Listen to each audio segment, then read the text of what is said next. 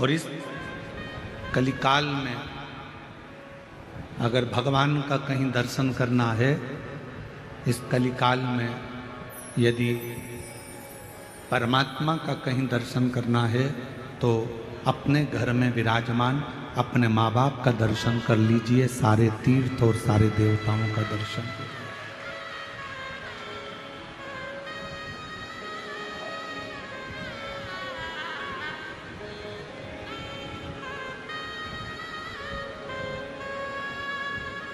सारे देवताओं का दर्शन एक साथ, सारी नदियों का दर्शन, सारे पवित्र तीर्थों का दर्शन अपने माँ बाप के दर्शन में हो जाता है। ये हम नहीं कह रहे हैं,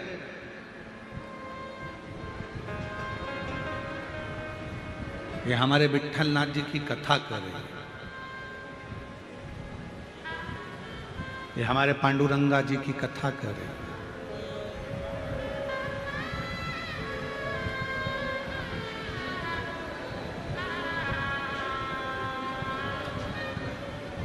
भगवान शिव उस समय पर कैलाश पर विराजमान थे, काशी में निवास कर रहे थे, आनंद के साथ बैठे हुए थे और भगवान को मालूम पड़ा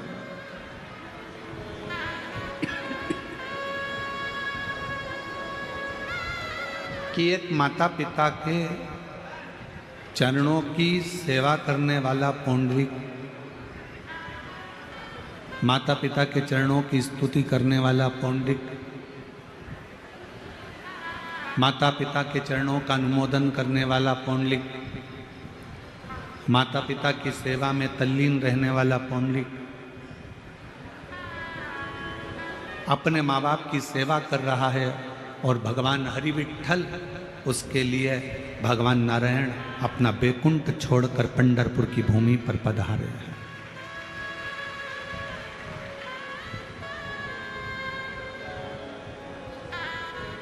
पंढरपुर की धरा पर भगवान श्री हरि का आगमन हुआ है, पधारे।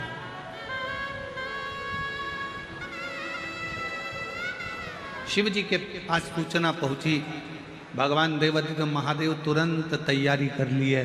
पार्वती जी ने पूछा कहाँ जा रहे हो? भगवान शंकर कहते हैं आज मेरे नारायण अपना बैकुंठ छोड़कर पृथ्वी पर आए हैं। पृथ्वी पर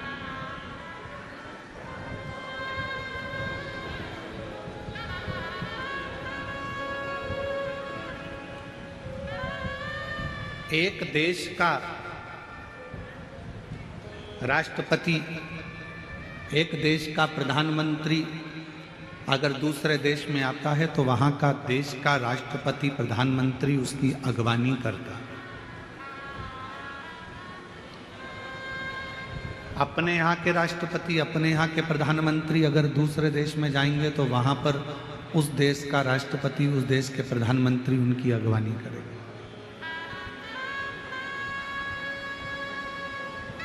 जब मृत्यु लोक के देवादिदेव महादेव इस मृत्यु लोक के देव हैं, ये पूरी पृथ्वी का भार, ये पूरे मृत्यु लोक का भार, संपूर्ण पृथ्वी जल तल आकाश का पूरा भार भगवान शिव के पास है।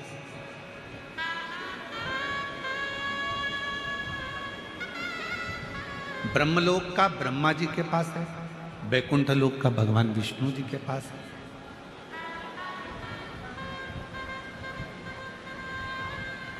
तो भगवान शंकर का भी एक क्रम है। जैसे ही नारायण पृथ्वी पर आए तो सबसे पहले शंकर भगवान ने जाकर उनसे मिलना चाहा। तिरुमाला के शिखर पर वेंकटेश भगवान जब बैकुंठ छोड़कर तिरुमाला पर आते हैं तो भी भगवान शिव जाकर उनका आदर करते हैं, कपिलेश्वर महादेव के रूप में विराजमान होते हैं। नाथद्वारा में मेरे गोवर्धन नाथ जी, श्रीनाथ जी बाबा आकर बैठते हैं तो एक लिंग जी के रूप में जाकर भगवान शिव उनको स्वागत करते हैं। बद्रीनाथ में जब नारायण आकर बैठते हैं तो स्वयं केदारनाथ जी के रूप में जाकर भगवान शिव उनकी अगवानी करते हैं।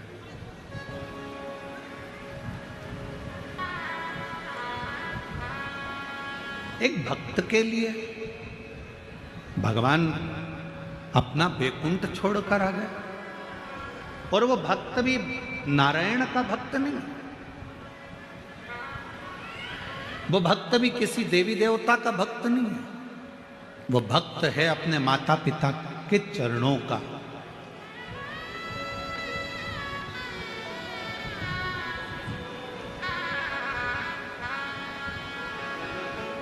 बस पहचान गया कि इन्हीं चरणों के माध्यम से मुझे परमात्मा मिल सकता है, इन्हीं चरणों के माध्यम से मुझे भगवान मिल सकता है, ये जान गया। और मेरा सभी आस्था चैनल पर कथा सुनने वाले श्रोता भाई बहनों से, सोशल मीडिया पर कथा सुनने वाले सभी भाई बहनों से निवेदन करूंगा, आपसे कहूंगा कि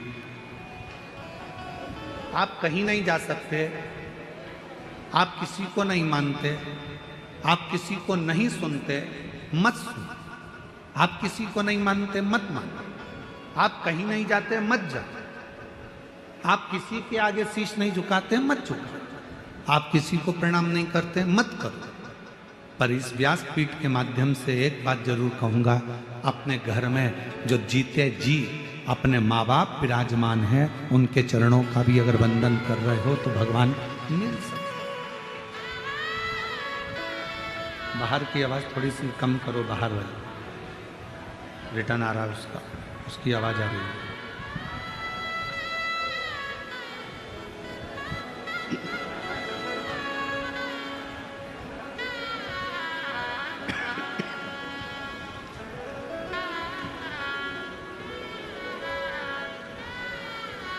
एक माता पिता में भी परमात्मा का दर्शन होता है। प्रथम बारी करने वाले, प्रथम बारी भरने वाले एक ही हैं, वो हैं मेरे भगवान शिवदेव, देवाधिदेव महादेव। सूचना मिलते ही नंदी को साथ लेकर परिवार के साथ चल दिए सीधे पंढरपुर की ओर, सीधे पंढरपुर।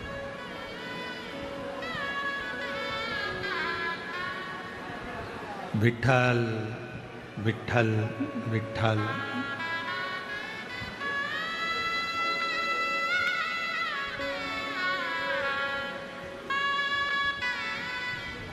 जपते जपते जपते। और जो पंढरपुर की भूमि पर देखा कि भगवान शिव आए हैं, एक माता पिता की सेवा करने वाले के लिए जब नारायण पृथ्वी पर आ जाते हैं, और जब एक वारी करने वाला पैदल चलते चलते चलते चलते विठल विठल विठल विठल विठल विठल करता करता पंढरपुर में पहुंचते हैं, एक वारी करने वाला जब हरि विठल का नाम लेता लेता लेता लेता पंढरपुर की पवित्र भूमि तक पहुंचते हैं, तो जैसे शंकर भगवान वारी करते करते आए तो नारायण दौड़ कर गए और वारी करने वाले शिवजी को उन्होंने कंधे पर नहीं, अपने हाथ पकड़कर नहीं, वारी करने वाले शंकर भगवान को अपने सिर पर धारण कर कर लेकर चले।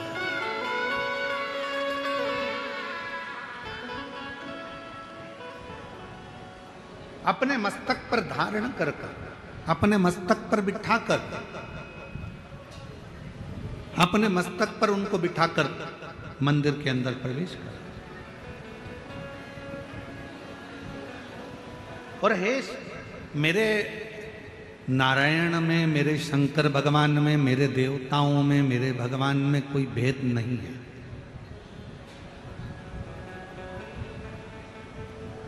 रामचरितमानस किस किसने पढ़ी है, जरा हाथ उठाएंगे आप लोग? जिसने रामायण पढ़ी हो, नहीं पढ़ी हो तो सुनी हो, सुनी नहीं हो तो किसी के माध्यम से कभी दर्शन किया हो, उठाओ हाथ जरा सबने। चलो रखो। रामचरितमानस में काकभूसुंडी जी का कौए का जन्म क्यों पाया, किस लिए पाया? ऐसा क्या हो गया था जो कौवे का जन्म इनको मिला?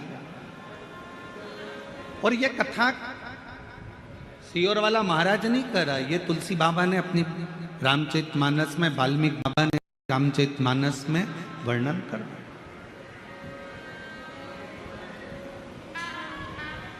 कौवे का जन्म क्यों मिला, किस लिए, किस कारण?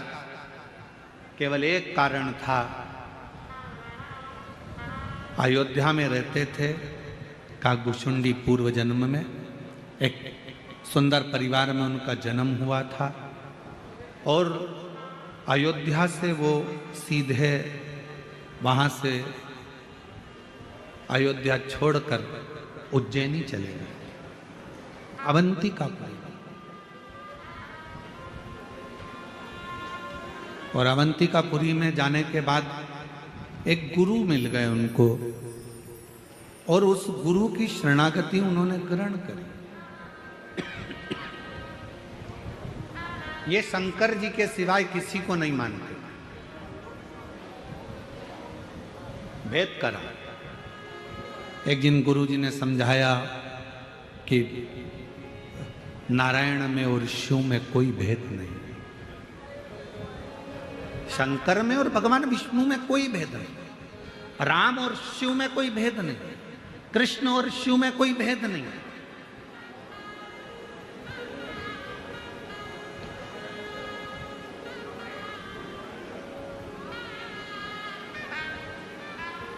इनमें कोई भेद नजर नहीं आता। फिर भी वो नहीं माना और उसने भेद करा और गुरुजी से बात संवाद करा तो गुरुजी को क्रोध आ गया और गुरुजी ने कह दिया कि तू हजारों बार जन्म लेगा और कीड़े की योनि प्राप्त करेगा। उससे छूट गया। 1000 बार जन्म लेने के बाद उससे जब छूटा तो एक ब्राह्मण के घर में जन्म लिया और ब्राह्मण के घर में जन्म लेने के बाद भी उसने मंत्र में भेद करना, भगवान में भेद करना, परमात्मा में भेद करना नहीं छोड़ा।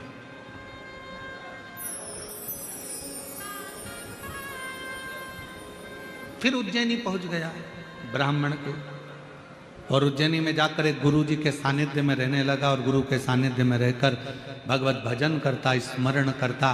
पर गुरु जी ने एक दिन भगवान नारायण की महिमा का गुणगान किया। इसको बड़ा बुरा लगा। इसको बुरा लगा तो इसने तुरंत गुरु जी का विरोध किया।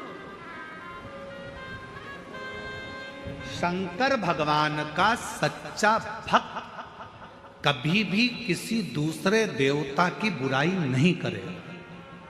शंकर भगवान का सच्चा भक्त कभी किसी दूसरे मंत्र की बुराई नहीं करेगा।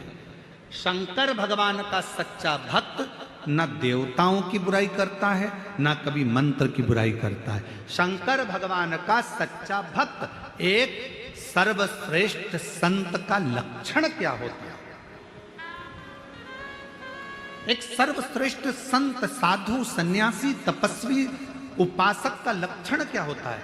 वो कभी किसी देवता को बड़ा या छोटा नहीं बताता।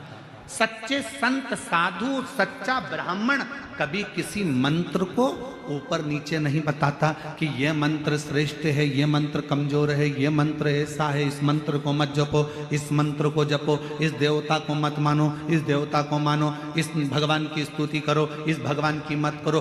सच्चा संत, सच्चा शिव भक्त, सच्चा गुरु, सच्चा पूजनीय अगर कोई ब्राह्मण है, कोई संत है, कोई साधु है, कोई तपस्वी है, कोई साधक है, कोई उपासक है, तो वो देवताओं में कभी भेद नहीं करेगा, मंत्र में कभी भेद नहीं करेगा। किसी मंत्र को और किसी देवता को ऊपर और नीचे कभी उसको तराजू में नहीं तोलेगा। वो कभी नहीं कहेगा कि नहीं नारायण बड़े हैं, शंकर छोटे हैं, शंकर बड़े हैं, नारायण छोटे हैं, ब्रह्मा बड़े, भगवान विष्णु छोटे, राम बड़े, कृष्ण छोटे, कृष्ण बड़े, राम छोटे, शिव बड़े। ऐसा कभी वो भेद नहीं करेगा।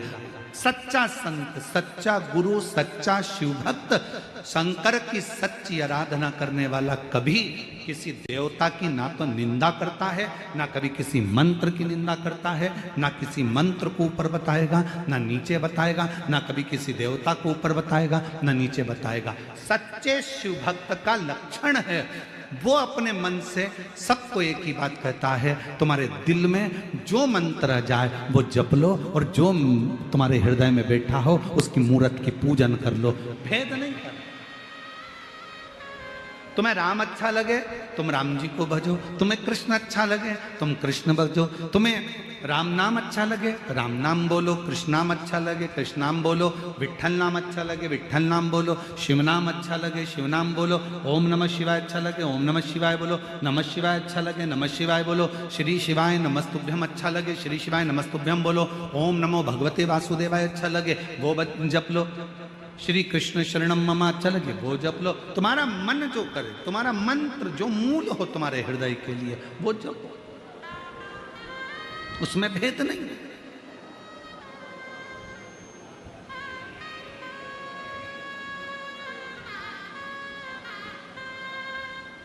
हम तो जपते हैं श्री शिवाय नमस्तुभ्यम, हम तो जपते हैं श्री शिवाय नमस्तुभ्यम, हम जपाते हैं श्री शिवाय नमस्तुभ्यम, हम जपाते हैं श्री शिवाय नमस्तुभ्यम, श्री शिवाय नमस्तुभ्यम, हम जपाते हैं श्री शिवाय नमस्तुभ्यम, हम तो जपते हैं श्री शिवाय नमस्तुभ्यम।